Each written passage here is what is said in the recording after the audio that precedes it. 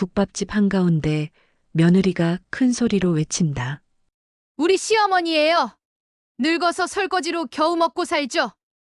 사람들의 웃음과 수군거림이 가득 번지고 순자의 얼굴은 붉어지며 눈물은 차오른다. 내 손으로 번 돈인데 왜 이렇게 수치스러워야 하지? 엄마, 제발 창피 좀 그만 줘요. 손님들의 시선이 날카롭게 꽂힌다. 순자는 주먹을 움켜쥐지만 고개를 숙인다. 마음속 깊은 곳에서 불길이 피어오른다. 이 치욕 끝내 갚아주리라. 이야기가 궁금하시죠? 앞으로 더 충격적인 반전이 펼쳐집니다. 놓치지 않으려면 지금 구독과 좋아요 꼭 눌러주세요. 사연 시작합니다. 새벽 5시 서울 변두리 골목에 위치한 맛있는 국밥집의 낡은 간판이 희미한 가로등 불빛에 드러났습니다. 순자는 두꺼운 패딩을 입고 국밥집 앞에 도착했습니다. 차가운 바람이 볼을 스치며 지나갔지만 순자의 걸음걸이는 흔들리지 않았습니다. 68세의 나이에도 새벽마다 이곳에 나와 일하는 것이 이미 몸에 밴 습관이 되어 있었습니다. 사장님, 안녕하세요. 순자가 유리문을 밀고 들어서자 앞치마를 두른 사장이 커다란 솥 앞에서 국물을 적고 있었습니다. 김이 모락모락 올라오는 뜨거운 육수에서 진한 냄새가 퍼져나왔습니다. 아, 순자 아주머니. 어서 오세요. 오늘 날씨가 추워서 손님들이 많이 올 것 같아요. 네, 열심히 하겠습니다. 순자는 작업복으로 갈아입고 머리에 하얀 수건을 질끈 동여맸습니다. 거울 속 자신의 모습을 잠깐 바라보며 깊은 숨을 들이쉬었습니다. 주름진 얼굴과 거칠어진 손이지만 눈빛만은 여전히 단단했습니다. 이 눈빛에는 세월의 무게와 함께 굴복하지 않는 의지가 담겨 있었습니다. 아주머니, 설거지부터 부탁드려요. 네, 알겠습니다. 순자는 뒤편 설거지 공간으로 향했습니다. 차가운 물이 손끝을 스치자 순간 움찔했지만 곧 익숙한 손놀림으로 그릇들을 닦기 시작했습니다. 기름때가 묻은 그릇, 국물이 말라붙은 냄비들이 산더미처럼 쌓여 있었지만 순자는 묵묵히 하나씩 정성스럽게 닦아냈습니다. 그릇 하나하나를 닦을 때마다 마음속으로 중얼거렸습니다. 내 손으로 번 돈이니까 떳떳하지. 누구 눈치 볼 것도 없어. 새벽 6시 30분 첫 손님이 들어왔습니다. 아줌마, 돼지국밥 하나요. 네, 잠깐만 기다리세요. 순자는 바닥을 닦고 있던 걸레를 놓고 일어섰습니다. 무릎이 뻣뻣해서 일어날 때마다 작은 신음이 새어나왔지만 손님 앞에서는 밝은 표정을 잃지 않았습니다. 테이블을 깨끗이 닦고 물컵과 반찬을 정갈하게 놓았습니다. 맛있게 드세요. 고맙습니다, 아주머니. 매일 이렇게 일찍 나오시는 거예요? 네, 할 수 있을 때까지 해야죠. 이른 아침부터 일터로 향하는 사람들이 하나둘씩 들어오기 시작했습니다. 택시기사, 건설 현장 일용직 아저씨들, 새벽 시장에서 장사하는 상인들이 뜨끈한 국밥으로 몸을 녹이며 하루를 시작했습니다. 순자는 쉴 새 없이 빈 그릇을 치우고 테이블을 닦고 물을 따라주며 바쁘게 움직였습니다. 아주머니, 정말 부지런하시네요. 대단하십니다. 한 건설 현장 아저씨가 순자에게 말을 걸었습니다. 아니에요. 그냥 제가 할 수 있는 일을 하는 것뿐이에요. 저희 어머니도 이 나이에 일하시는데 정말 고생이 많으세요. 건강하게 오래오래 일하세요. 순자는 미소를 지으며 고개를 끄덕였습니다. 이런 따뜻한 말 한마디가 하루 종일 지친 몸을 버티게 하는 힘이 되었습니다. 세상에는 여전히 따뜻한 마음을 가진 사람들이 있다는 것을 확인할 수 있는 순간이었습니다. 오전 9시 순자가 바닥을 걸레질하고 있을 때 휴대폰이 울렸습니다. 화면에 정이라는 이름이 떠올랐습니다. 순자는 잠깐 망설이다가 전화를 받았습니다. 여보세요? 어머니, 또 그곳에서 일하고 계시죠? 며느리 정희의 날카로운 목소리가 들려왔습니다. 목소리 톤에서부터 불쾌함이 묻어났습니다. 응, 그런데 왜? 제발 부탁이니까 그런 허드레질 같은 건 하지 마세요. 어머니가 국밥집에서 설거지하고 바닥 닦는다고 동네에서 다 수군거려요. 허드렛 일이라는 말에 순자의 가슴이 쿡 찔렸습니다. 정희는 멈추지 않고 계속해서 쏟아냈습니다. 창피해서 어떻게 밖에 나가겠어요? 시어머니가 그런 일 한다고 하면 사람들이 저희를 어떻게 보겠어요? 순자는 잠깐 걸레질하는 손을 멈추고 주변을 둘러봤습니다. 다행히 손님들이 대화에 신경 쓰지 않고 있었습니다. 내가 남에게 피해 주는 것도 아니고 내 능력으로 하는 일인데 뭐가 문제야? 문제가 많죠. 상철이도 스트레스 받아서 집에서 나오지도 않아요. 어머니 때문에 우리 가족이 다 창피당하고 있다고요. 그럼 내가 돈을 벌어와라. 상철이는 집에서 빈둥거리고 내가 벌어오는 돈으로는 생활비도 부족한데. 그거야. 어쨌든 제발 그만두세요. 정희가 일방적으로 전화를 끊었습니다. 순자는 휴대폰을 주머니에 넣고 다시 걸레를 들었지만 마음이 무거웠습니다. 내 손으로 번 돈인데 뭐가 창피하단 말이냐. 순자는 속으로 중얼거리며 더욱 힘차게 바닥을 닦았습니다. 점심시간이 지나고 오후 2시 손님이 뜸해지자 순자는 잠깐 쉬며 국밥 한 그릇을 먹었습니다. 사장이 특별히 고기를 많이 넣어준 따뜻한 국밥이었습니다. 아주머니 힘든데 정말 고생 많으세요. 아니에요, 사장님. 제가 할 일을 하는 것뿐이에요. 그래도 이 나이에 쉽지 않으실 텐데. 정말 대단하십니다. 순자는 조용히 국밥을 떠먹으며 생각했습니다. 비록 며느리는 이해하지 못하지만 자신이 하는 일에 대한 자부심만은 잃지 않으려고 했습니다. 오후 3시 하루 일과를 마친 순자는 작은 봉투에 든 일당을 받았습니다. 많지 않은 돈이지만 자신의 노동으로 얻은 정당한 대가였습니다.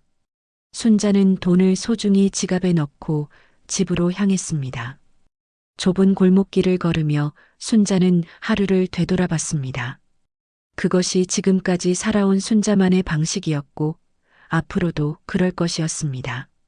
순자가 집에 도착했을 때 현관에서부터 텔레비전 소리가 크게 들려왔습니다. 문을 열고 들어서니 거실 소파에 아들 상철이 누워서 예능 프로그램을 보고 있었습니다. 48세의 나이에 맞지 않게 무기력한 모습이었습니다. 사업 실패 후 벌써 석 달째 집에서만 지내고 있었습니다. 상철아, 나왔구나. 네. 상철은 어머니를 쳐다보지도 않고 대답했습니다. 눈가에는 다크서클이 짙게 자리 잡고 있었고 며칠째 면도하지 않은 수염이 지저분하게 자라 있었습니다. 오늘은 어디 나가지 않았니? 나갈 데가 어디 있겠어요. 상철의 목소리에는 체념과 무기력함이 묻어 있었습니다. 치킨집 프랜차이즈 사업에 전 재산을 투자했다가 코로나로 인해 모든 것을 잃었습니다. 빚까지 떠안게 되면서 재기할 엄두를 내지 못하고 있었습니다. 부엌에서 정희가 저녁 준비를 하고 있었습니다. 칼질하는 소리가 유난히 거칠게 들렸습니다. 순자가 부엌으로 들어가자 정희는 시큰둥한 표정으로 돌아봤습니다. 어머니, 오늘도 국밥집에서 일하셨죠? 응. 언제까지 그렇게 사실 건가요? 아까 전화로도 말씀드렸는데. 순자는 대답하지 않고 냉장고에서 물을 꺼내 마셨습니다. 정희는 양파를 썰면서 계속 말을 이어갔습니다. 저희도 체면이 있어요.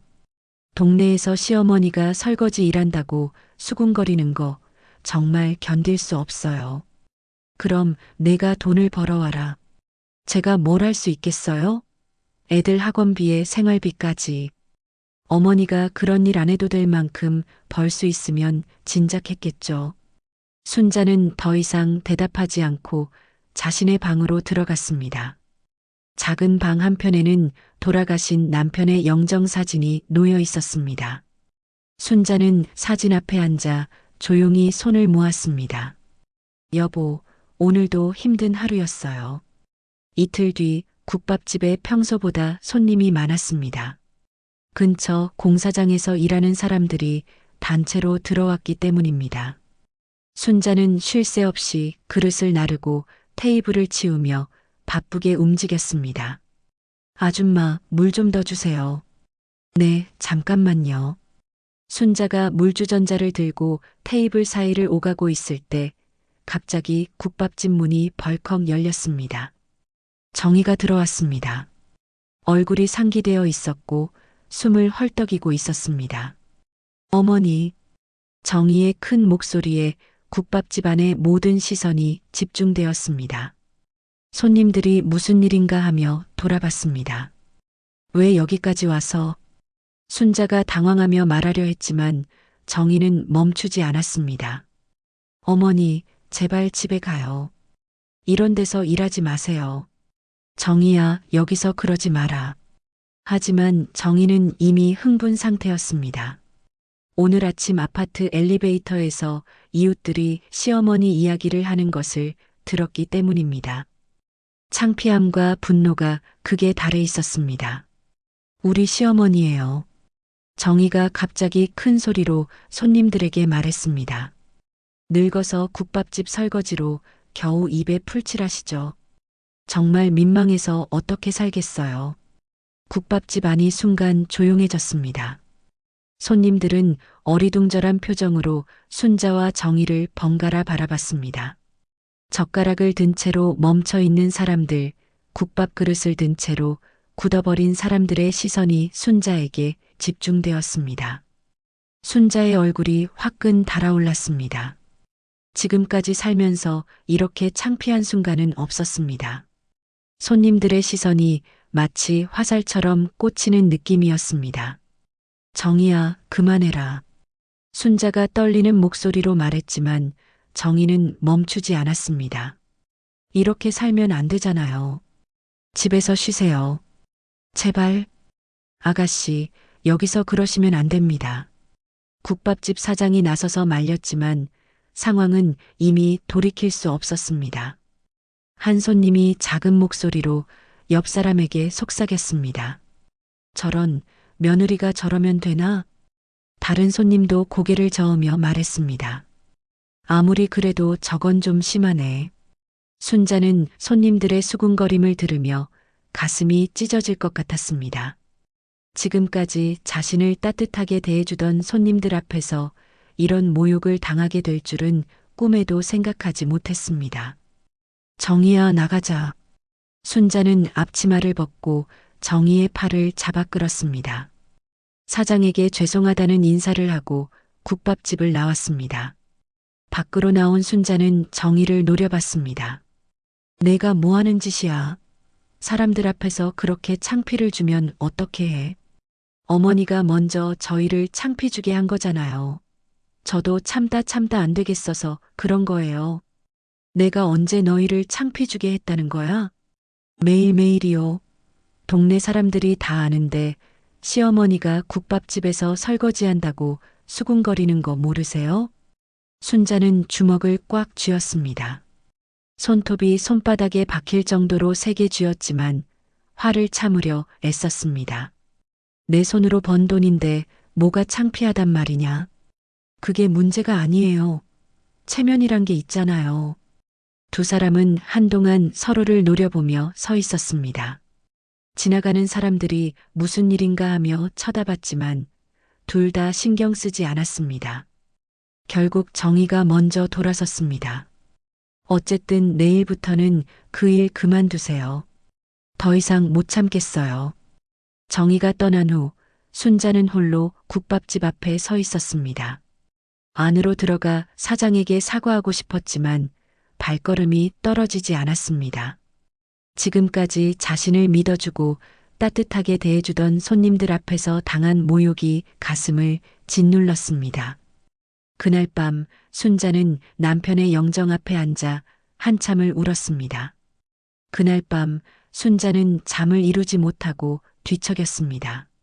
정희가 국밥집에서 벌인 일이 자꾸만 머릿속에 맴돌았습니다. 손님들의 당황한 표정, 수군거리는 소리, 그리고 무엇보다 자신을 바라보던 그 시선들이 가슴을 짓눌렀습니다. 새벽 5시가 되어도 순자는 국밥집에 나가지 못했습니다. 어떤 얼굴로 사장과 손님들을 마주해야 할지 모르겠었습니다. 결국 하루를 집에서 보내기로 했습니다. 며칠이 지나도 순자는 국밥집에 나가지 않았습니다. 사장이 몇 번 전화를 걸어왔지만 받지 않았습니다.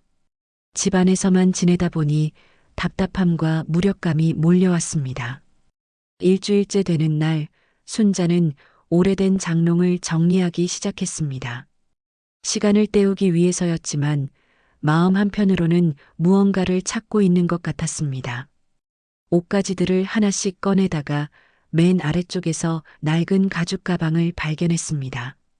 그것은 남편이 생전에 늘 들고 다니던 서류 가방이었습니다. 남편이 세상을 떠난 후 한 번도 열어보지 않았던 가방이었습니다. 순자는 잠시 망설이다가 가방의 잠금 장치를 열었습니다. 가방 안에는 여러 서류들이 정리되어 있었습니다.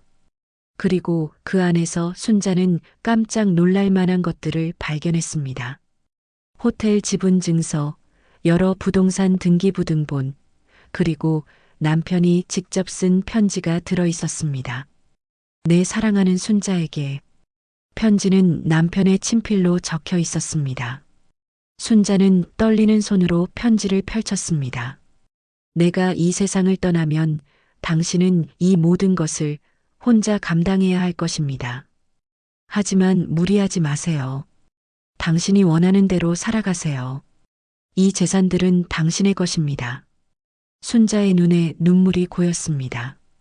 남편은 자신이 세상을 떠난 후에도 순자를 걱정하고 있었던 것입니다. 그 순간 현관문이 열리는 소리가 들렸습니다. 정희와 상철이 함께 들어왔습니다. 순자는 서둘러 서류들을 가방에 넣으려 했지만 이미 늦었습니다. 어머니, 뭐 하세요? 정희가 순자의 방으로 들어왔습니다. 바닥에 흩어진 서류들을 보고 눈이 커졌습니다. 이게 뭐예요? 정희는 바닥에 떨어진 등기부등본을 집어들었습니다. 서류를 훑어보던 정희의 표정이 순간 굳어졌습니다. 이게 진짜예요? 상철도 뒤따라 들어와 서류를 보았습니다. 어머니, 이게 정말 우리 아버지 이름으로 된 거예요?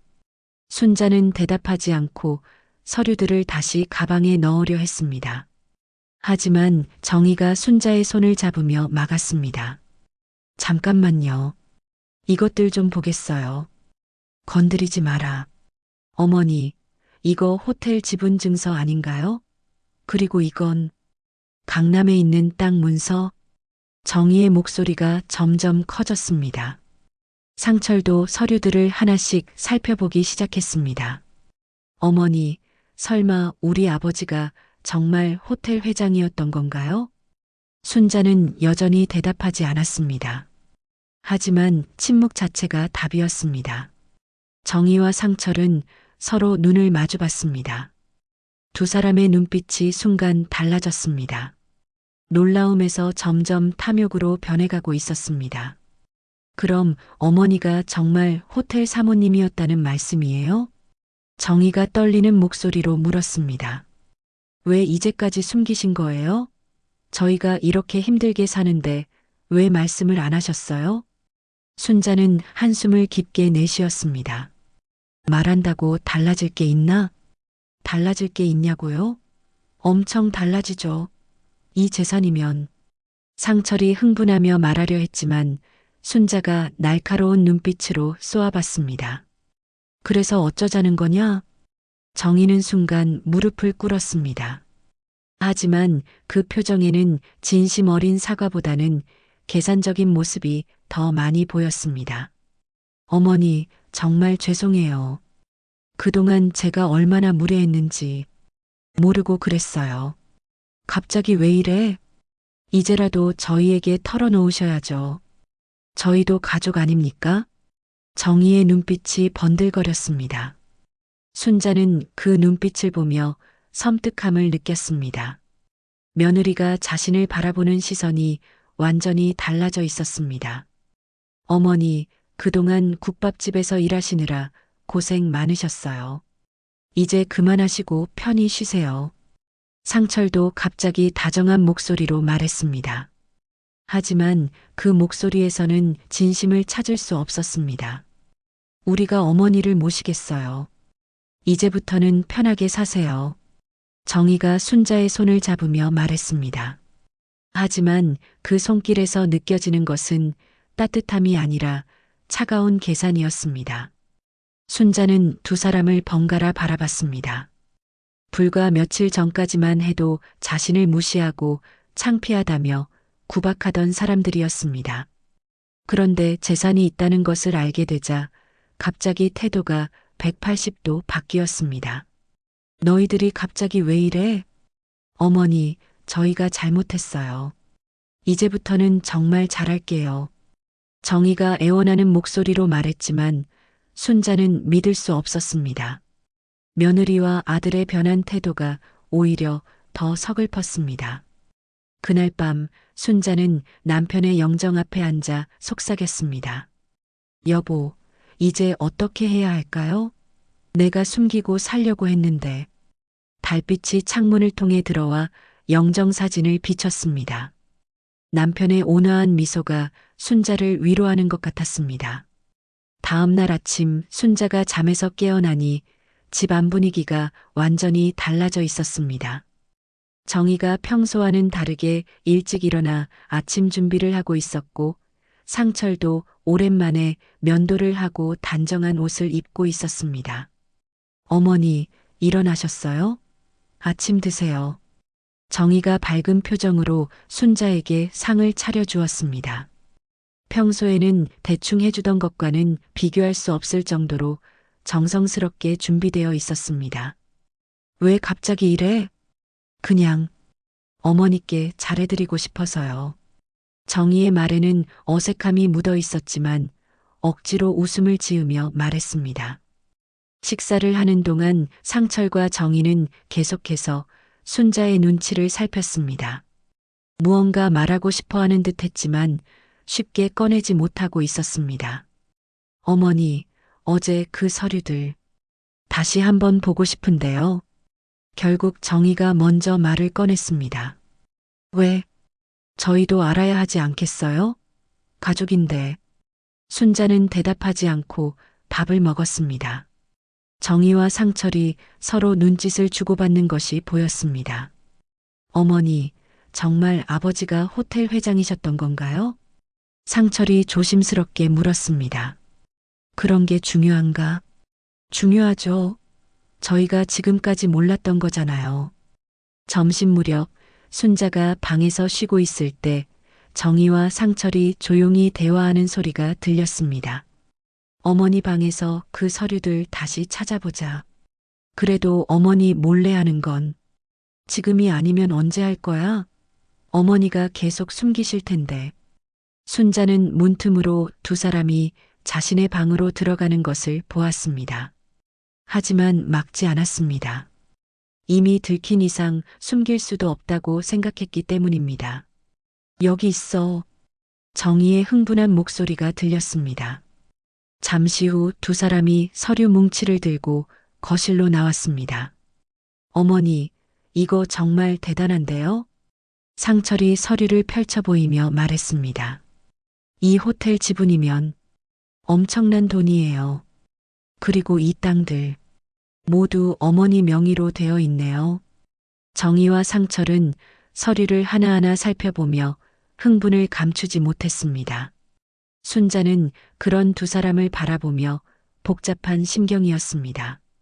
어머니, 이제 저희가 도와드릴게요. 이런 큰 재산을 혼자서 관리하시기 힘드시죠? 정희가 다가와 순자의 손을 잡았습니다. 필요 없다. 어머니, 저희도 가족이에요. 함께 해야죠. 갑자기 가족이라고? 며칠 전까지만 해도 창피하다고 했으면서 정희의 얼굴이 순간 굳어졌지만 금세 다시 웃음을 지었습니다. 그때는 제가 몰라서 그랬어요. 이제 알았으니까 달라질 거예요. 그 순간 현관벨이 울렸습니다. 상철이 나가서 문을 열었습니다. 실례합니다. 순자 여사님 계신가요? 중년의 남자가 정중하게 인사했습니다. 깔끔한 정장을 입고 있었고 명함을 꺼내 보였습니다. 저는 대한호텔 부회장 김정수입니다. 순자는 깜짝 놀라 거실로 나왔습니다. 김정수는 순자를 보자마자 깊게 인사했습니다. 회장님, 사모님, 정말 오랜만입니다. 부회장님, 어떻게 여기를? 사모님을 찾고 있었습니다. 중요한 말씀을 드려야 할 일이 있어서요. 정희와 상철은 상황을 파악하지 못하고 어리둥절해했습니다. 저희가 누구죠? 상철이 물었습니다. 아, 안녕하세요. 저는 돌아가신 회장님과 함께 일했던 김정수입니다. 김 부회장은 순자에게 다가갔습니다. 사모님, 호텔 이사회에서 결정을 내려야 할 안건들이 있습니다. 사모님의 의견이 필요합니다. 저는 그런 일에 관여하지 않기로 했어요. 하지만 사모님이 대주주이시잖아요. 중요한 결정들이 기다리고 있습니다. 정희와 상철의 눈이 더욱 커졌습니다. 어머니가 단순히 재산을 가지고 있는 것이 아니라 현재 진행형으로 호텔 경영에 영향력을 행사할 수 있는 위치에 있다는 것을 알게 된 것입니다. 어머니, 정말 호텔 대주주세요? 상철이 떨리는 목소리로 물었습니다. 김 부회장이 대답했습니다. 그렇습니다. 사모님은 대한호텔 그룹의 최대 주주십니다. 그럼 어머니가 원하시면 호텔 경영 전반에 대한 결정권을 가지고 계시죠. 정희와 상철은 서로 눈을 마주보며 흥분을 감추지 못했습니다. 이들의 상상을 훨씬 뛰어넘는 규모의 부와 권력이 바로 눈앞에 있었던 것입니다. 부회장님, 오늘은 그만 돌아가세요. 나중에 연락드리겠습니다. 순자가 김 부회장에게 말했습니다. 알겠습니다. 하지만 너무 오래 미루시면 안 됩니다. 이사회에서 기다리고 있어요. 김 부회장이 떠난 후 집안은 한동안 조용했습니다. 정희와 상철은 아직도 충격에서 벗어나지 못한 듯 멍하니 서 있었습니다. 어머니, 정희가 조심스럽게 입을 열었습니다. 정말 대단하세요. 상철도 고개를 끄덕였습니다. 어머니, 이제부터 저희가 정말 잘해드릴게요. 진심이에요. 하지만 순자는 두 사람의 변한 태도가 달갑지 않았습니다. 진심에서 나온 것이 아니라 재산 때문에 바뀐 것임을 너무나 잘 알고 있었기 때문입니다. 너희들이 갑자기 왜 이렇게 달라졌는지 모르겠구나. 순자는 한숨을 쉬며 자신의 방으로 들어갔습니다. 하지만 정희와 상철의 눈빛에서는 이미 다른 계획들이 꿈틀거리고 있었습니다. 며칠이 지나면서 정희와 상철의 태도는 점점 더 노골적으로 변했습니다. 순자에게 극진히 대하는 척하면서도 틈만 나면 재산과 호텔 지분에 대한 이야기를 꺼냈습니다. 어머니, 호텔 일은 정말 복잡하실 것 같아요. 저희가 도와드릴까요? 정희가 순자에게 차를 내오며 말했습니다. 필요 없다고 했잖니. 하지만 어머니 혼자서는 힘드시잖아요. 상철이도 사업 경험이 있으니까. 내 일이니까 신경 쓰지 마라. 순자의 단호한 대답에 정희는 입을 다물었지만 눈빛에는 불만이 가득했습니다. 그 주 금요일 순자는 오랜만에 국밥집에 나갔습니다. 지난번 정희가 벌인 소동 이후 처음이었습니다. 사장은 순자를 보자 반갑게 맞아주었습니다. 아주머니, 어디 아프셨어요? 그동안 연락이 안 되더라고요. 죄송해요, 사장님. 좀 몸이 안 좋아서 괜찮으시면 다행이고요.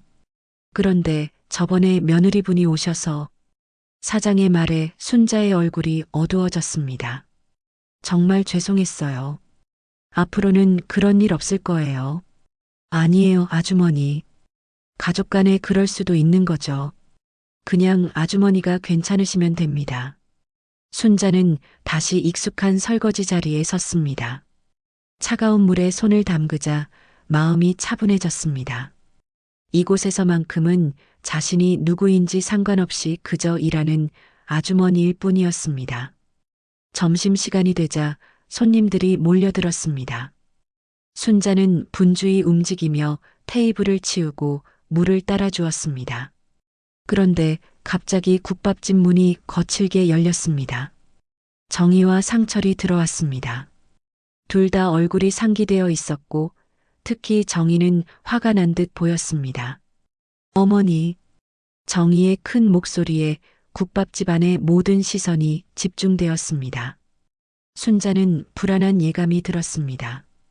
왜 또 여기까지 와서? 어머니, 집에 가세요. 지금 당장? 정희가 순자의 팔을 잡으며 말했습니다. 뭔 소리야? 나는 일하고 있어. 일이요? 어머니가 무슨 일을 해요? 정희의 목소리가 점점 커졌습니다. 손님들이 수군거리기 시작했습니다. 여러분, 잘 들어보세요. 갑자기 정희가 국밥집 안의 모든 사람들에게 소리쳤습니다. 이분이 우리 시어머니인데요. 호텔 사모님이에요. 그런데 여기서 설거지를 하고 계세요. 국밥집 안이 순간 정적에 휩싸였습니다. 손님들은 어리둥절한 표정으로 순자를 바라봤습니다. 정희야, 그만해라. 순자가 다급하게 말했지만 정희는 멈추지 않았습니다. 정말 웃기지 않아요? 호텔 대주주가 여기서 하루 종일 설거지하고 바닥 닦고. 상철도 나섰습니다. 어머니, 이제 그만하세요. 사람들이 다 보고 있잖아요. 뭘 보고 있다는 거야? 어머니가 이렇게 사시면 안 된다고요. 호텔 사모님이 국밥집에서 일하는 게 말이 돼요? 정희가 손님들을 향해 다시 소리쳤습니다. 여러분, 이 늙은이가 정신이 나간 것 같아요.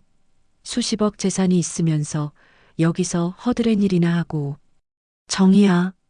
순자가 화를 내며 정희를 막으려 했지만 정희는 계속해서 말을 이어갔습니다. 우리 집안 수치예요, 정말. 이 나이에 제정신이 아니에요. 한 손님이 일어나며 말했습니다. 아가씨, 그렇게 말하면 안 되죠. 어른한테 그게 뭔 말이에요.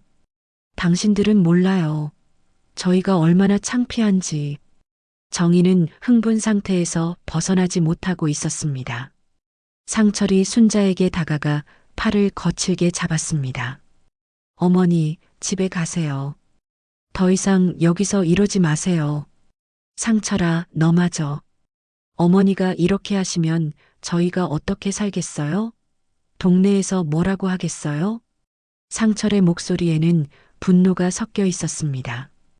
어머니의 행동이 자신들의 체면을 깎아내린다고 생각하고 있었습니다. 여러분, 미안해요. 정희가 손님들에게 큰 절을 했습니다. 저희 시어머니가 정신이 좀. 앞으로는 이런 일 없을 거예요. 순자는 주위 사람들의 시선을 받으며 가슴이 무너져 내리는 느낌이었습니다. 지금까지 자신을 따뜻하게 대해주던 사장과 손님들 앞에서 이런 모욕을 당하게 될 줄은 꿈에도 생각하지 못했습니다. 사장님, 정말 죄송해요. 순자가 사장에게 고개를 숙였습니다. 아주머니, 괜찮아요. 가족 일이니까. 하지만 사장의 표정도 당황스러워 보였습니다. 상철이 순자의 팔을 더 세게 잡으며 끌어당겼습니다. 어머니, 이제 그만 가요. 그 순간 상철이 순자를 너무 세게 잡아당기는 바람에 순자가 비틀거렸습니다. 나이 든 몸으로는 버티기 힘든 힘이었습니다. 아야. 순자가 작은 비명을 지르며 손목을 움켜잡았습니다. 국밥집 안의 분위기가 싸늘해졌습니다. 손님들이 상철을 향해 비난의 시선을 보냈습니다. 젊은 사람이 어른한테 그게 뭐야? 아무리 그래도 그렇지. 손찌검을 하면 어떡해? 손님들의 비난에 상철과 정희는 당황했습니다. 아, 아니에요. 그런 게 아니라. 하지만 이미 상황은 돌이킬 수 없었습니다. 순자는 눈물을 참으며 앞치마를 벗었습니다. 사장님, 정말 죄송합니다. 더 이상 민폐 끼칠 수 없겠어요. 아주머니. 순자는 고개를 숙인 채 국밥집을 나왔습니다. 정희와 상철이 뒤따라 나왔지만 순자는 두 사람을 돌아보지도 않았습니다. 그날 밤 순자는 남편의 영정 앞에 앉아 한참을 울었습니다. 여보, 내가 너희를 위해 숨어 살았건만 결국 내 피부치가 날 이렇게 짓밟는구나. 그날 밤 이후 순자는 며칠 동안 방문을 열지 않았습니다. 밥도 거의 먹지 않고 남편의 영정 사진만 바라보며 시간을 보냈습니다. 정희와 상철은 처음에는 순자의 기분을 맞춰주는 척했지만 점점 참을성을 잃어가고 있었습니다. 어머니, 언제까지 이러실 거예요? 정희가 순자의 방문을 두드리며 말했습니다. 밥이라도 드세요. 몸 상하시면 어떻게 해요? 하지만 순자는 대답하지 않았습니다. 상철과 정희는 거실에서 작은 목소리로 대화했습니다. 어머니가 계속 이러시면 어떡하지? 호텔 일도 처리해야 하는데. 부회장이라는 사람이 또 연락 온다고 했잖아. 그런데 어머니가 이 상태로는. 정희의 표정이 점점 어두워졌습니다. 상철아, 우리가 좀 더 적극적으로 나서야 하는 거 아닐까? 무슨 뜻이야? 어머니가 나이도 많으시고 이런 큰 일들을 혼자 처리하기 힘드시잖아. 우리가 도와드려야지. 상철은 정희의 말뜻을 알아챘습니다. 그러니까 우리가 대신 처리하자는 거야? 어머니를 위해서지. 이렇게 스트레스 받으시게 할 수는 없잖아. 이틀 뒤 김 부회장이 다시 찾아왔습니다. 정희와 상철이 문을 열어주었습니다. 사모님은 어디 계신가요? 어머니는 지금 몸이 좀 안 좋으세요. 정희가 대답했습니다. 그럼 나중에 다시. 아니에요. 저희가 대신 이야기 들을 수 있어요. 어머니 아들이랑 며느리거든요. 김 부회장은 잠시 망설이다가 거실에 앉았습니다. 사실 급한 안건이 있어서 이사회에서 결정을 내려야 하는데 사모님의 승인이 필요합니다. 어떤 안건인데요? 상철이 물었습니다.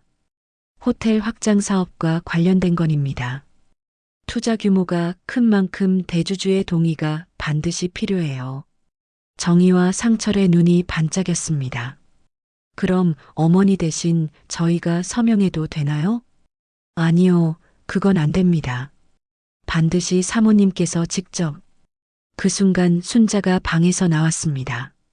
며칠 동안 제대로 먹지 못해서 얼굴이 많이 야위어 있었습니다. 부회장님, 무슨 일로 오셨나요? 사모님, 안녕하세요. 이사회 안건 때문에 왔습니다. 순자는 소파에 앉으며 한숨을 쉬었습니다. 무슨 안건이죠? 김 부회장이 서류를 꺼내 설명하기 시작했습니다. 복잡한 투자 계획과 수익 전망이 담긴 내용이었습니다. 사모님이 결정해 주셔야 합니다. 순자는 서류를 들여다봤지만 복잡한 숫자들과 전문 용어들이 머리에 들어오지 않았습니다. 저는 이런 일을 잘 모르겠어요. 어머니, 저희가 도와드릴게요. 정희가 나섰습니다. 저희도 같이 검토해보고 결정하면 되잖아요. 그런데 최종 결정은 사모님께서. 물론이죠. 어머니가 하시는 거니까요. 상철도 거들었습니다. 순자는 피곤한 표정으로 고개를 저었습니다. 저는 이런 것들이 너무 복잡해요. 그냥 처분해버리고 싶어요. 처분요? 김 부회장이 놀라며 물었습니다. 네, 호텔 지분도 땅도 모두. 저한테는 너무 버거워요. 정희와 상철이 동시에 일어났습니다. 어머니, 그런 말씀하시면 안 돼요. 왜? 내 것인데 내가 어떻게 하든 상관없잖니. 하지만 이건 너무 큰 결정이에요. 신중하게 생각하셔야죠. 정희의 목소리에 급함이 묻어났습니다.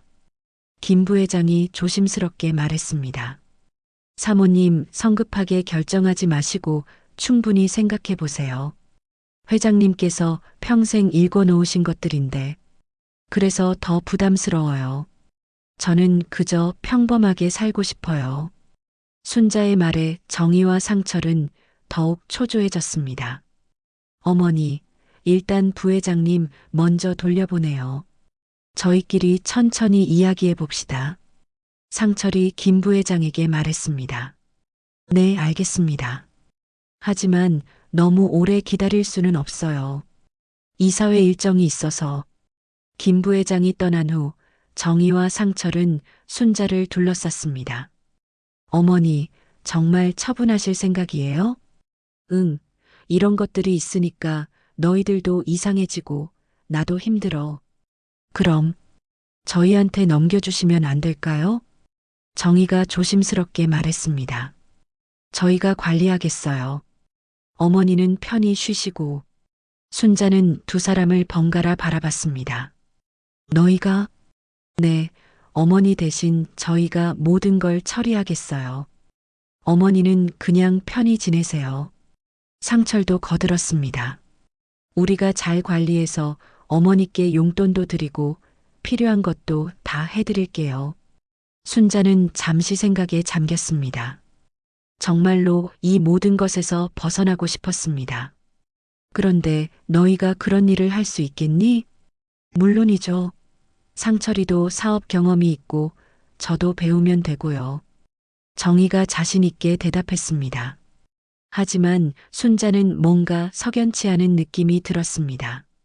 며칠 전까지만 해도 자신을 무시하던 사람들이 갑자기 이렇게 적극적으로 나서는 것이 의심스러웠습니다. 나중에 생각해 볼게. 어머니, 너무 오래 미루시면 안 돼요. 부회장님도 급하다고 했잖아요. 그래도 이런 중요한 건 신중하게 결정해야지. 순자는 다시 방으로 들어갔습니다. 정희와 상철은 서로 눈을 마주보며 불안한 표정을 지었습니다. 어머니가 정말 처분해버리시면 어떡하지? 그럴 리 없어. 설득하면 돼. 하지만 두 사람의 마음은 편하지 않았습니다. 눈앞에 있던 거대한 부가 사라질지도 모른다는 불안감이 엄습했습니다. 그날 밤 순자는 남편의 영정 앞에 앉아 깊은 생각에 잠겼습니다. 정희와 상철의 변한 모습, 그리고 자신에 대한 그들의 태도를 되돌아보며 마음을 정리하고 있었습니다. 여보, 내가 잘한 걸까요? 애들 위해 신분을 숨기고 살았는데 결국 날 괴물 취급하네요. 영정사진 속 남편의 온화한 미소가 순자를 바라보고 있었습니다. 순자는 남편이 남긴 편지를 다시 꺼내 읽었습니다. 당신이 원하는 대로 살아가세요. 이 재산들은 당신의 것입니다. 순자의 눈빛이 점점 달라지기 시작했습니다. 그동안 가족을 위해 자신을 숨기고 살았지만 결과적으로 얻은 것은 모욕과 무시뿐이었습니다. 이제는 두려워하지 않을 거예요. 내가 누구인지 보여줄 겁니다. 순자는 결심을 굳히고 오래된 옷장 깊숙한 곳에서 정장을 꺼냈습니다.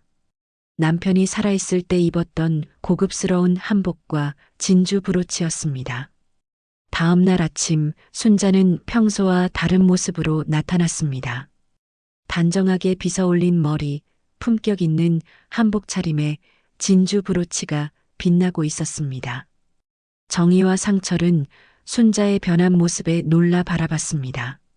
어머니, 어디 가세요? 호텔에 가야겠어. 호텔에요? 갑자기 왜요? 정희가 당황하며 물었습니다. 내일이니까 직접 처리하겠어. 어머니, 저희가 같이 가겠어요. 상철이 나섰지만 순자는 고개를 저었습니다. 혼자 가겠어. 순자는 김 부회장에게 전화를 걸었습니다. 부회장님, 오늘 호텔로 가겠습니다.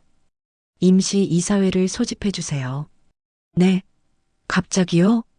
중요한 결정을 내리겠습니다. 전화를 끊은 순자는 정희와 상철을 바라봤습니다.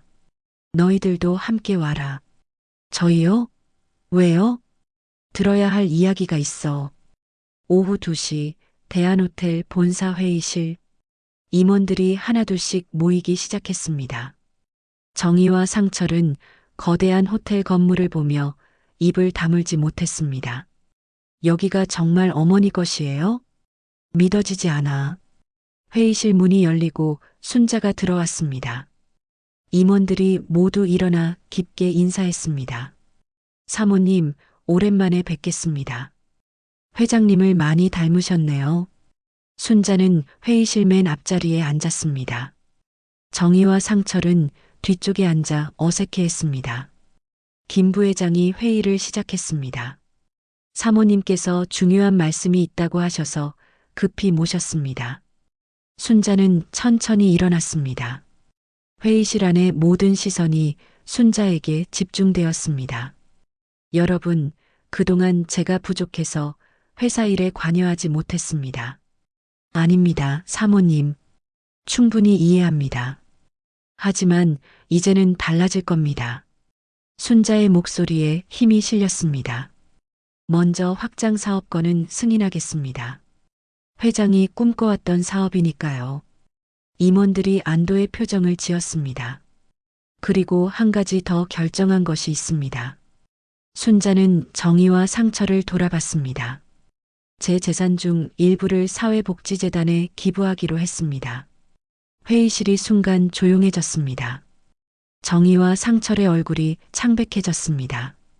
어머니, 그게 무슨 말씀이세요? 정희가 자리에서 일어나며 말했습니다. 조용히 해라. 순자의 단호한 목소리에 정희는 주눅 들었습니다. 기부 규모는 전체 재산의 70%입니다. 사모님, 그렇게 큰 규모를. 김 부회장도 놀라며 말했습니다. 제 남편이 평생 읽어놓은 것들을 사회에 환원하고 싶습니다. 그게 그분의 뜻이기도 하고요. 정희가 더 이상 참지 못하고 소리쳤습니다. 어머니, 안 돼요. 그건 저희 것이기도 하잖아요. 회의실 안의 모든 사람들이 정희를 바라봤습니다. 정희는 자신이 실수했다는 것을 깨달았지만 이미 늦었습니다. 순자는 천천히 정희를 바라봤습니다. 너희 거? 언제부터 내 재산이 너희 것이었나? 그게 아니라 가족이니까. 가족이라고? 며칠 전까지만 해도 나를 창피하다고 했으면서. 순자의 목소리가 점점 커졌습니다. 이제 알겠느냐?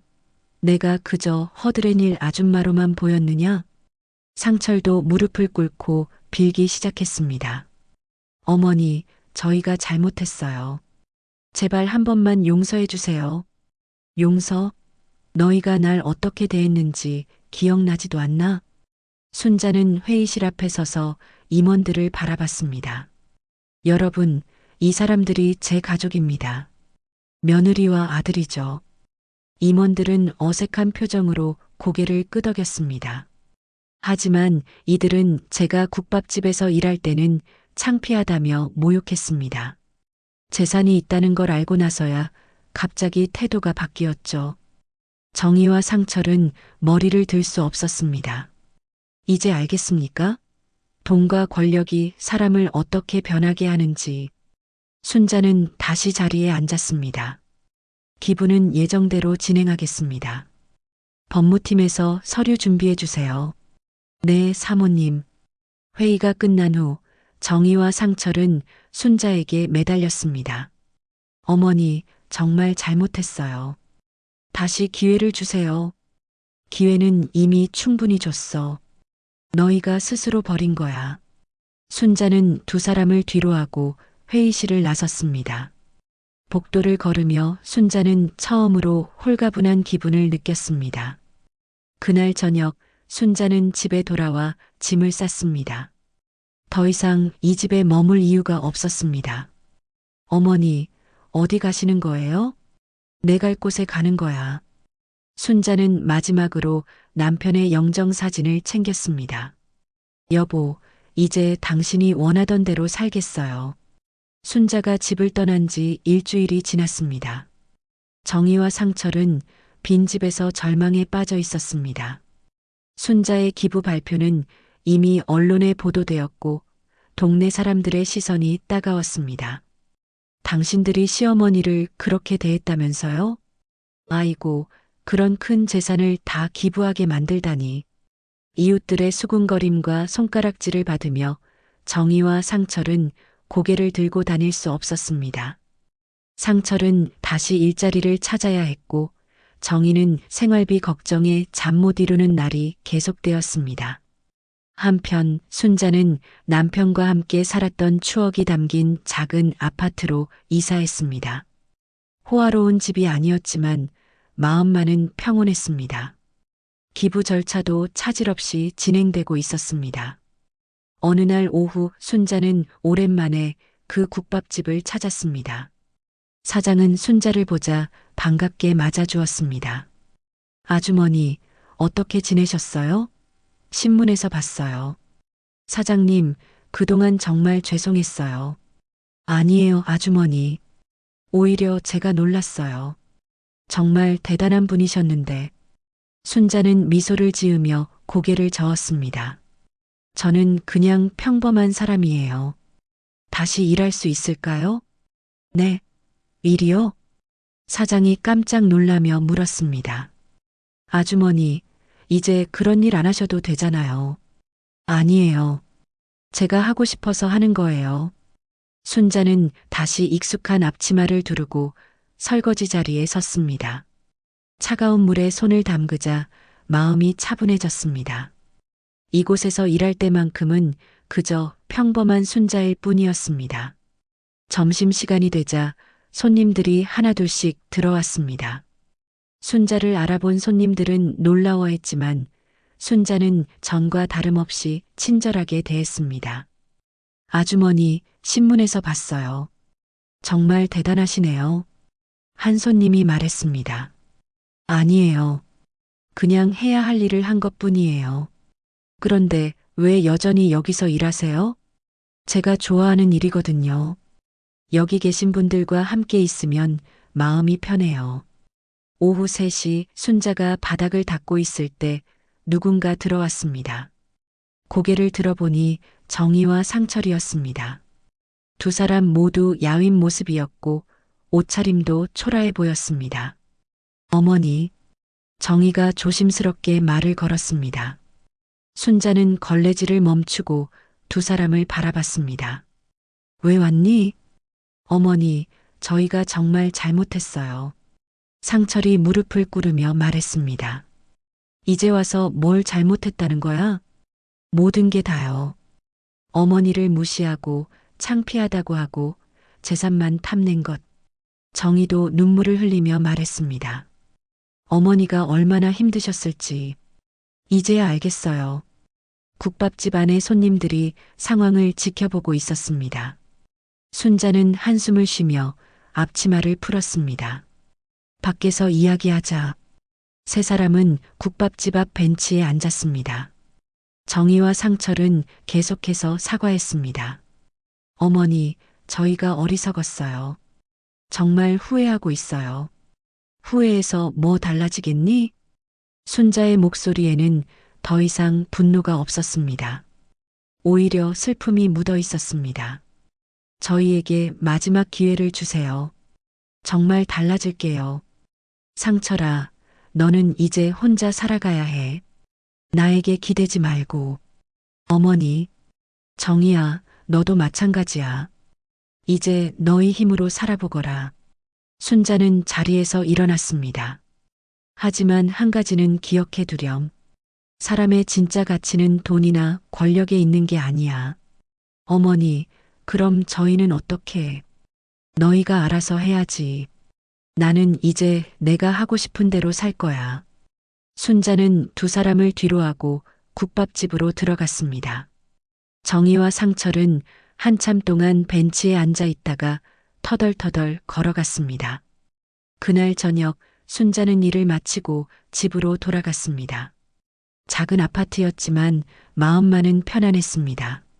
남편의 영정 앞에 앉아 오늘 있었던 일을 이야기했습니다. 여보, 오늘 애들이 왔어요. 사과하러 왔더라고요. 영정사진 속 남편이 온화하게 미소 짓고 있었습니다. 용서해줘야 할까요? 그래도 내 피부치인데. 순자는 잠시 고민했지만 곧 고개를 저었습니다. 아니에요.